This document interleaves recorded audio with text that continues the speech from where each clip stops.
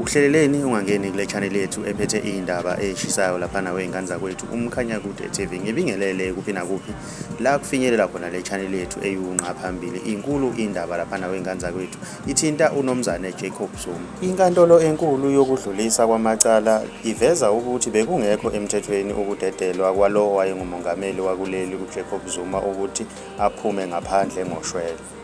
Yize inkantolo ithathe isinqumo ngokudedelwa kukaZuma iphikisana nesinqumo senkantolo ukuthi enkulu esithi isikhathi asichithile uZuma ngaphandle ngoshwele akufanele sibalwe njengesikhathi asichithe eboshiwe. Mina ngiyafisa ukwazi ukuthi wena ngabe kuthini wakuphawula ngalolu daba. Ake sidibane lapha ku comment section ngizwe ukuthi wena ngabe kuthini wakuphawula. Ubona ukuthi mhlambe kungenzeka yini ukuthi mhlambe umongameli lapha uJacob Zuma agcine aphindele ngaphakathi noma mawumusha ngiyacela ukuthi wenze okulungile lapha nawe ingane zakwethu ugcine subscribe gcizele nebhele ukuze uzothola njalo ama notification ngasiposta into entsha.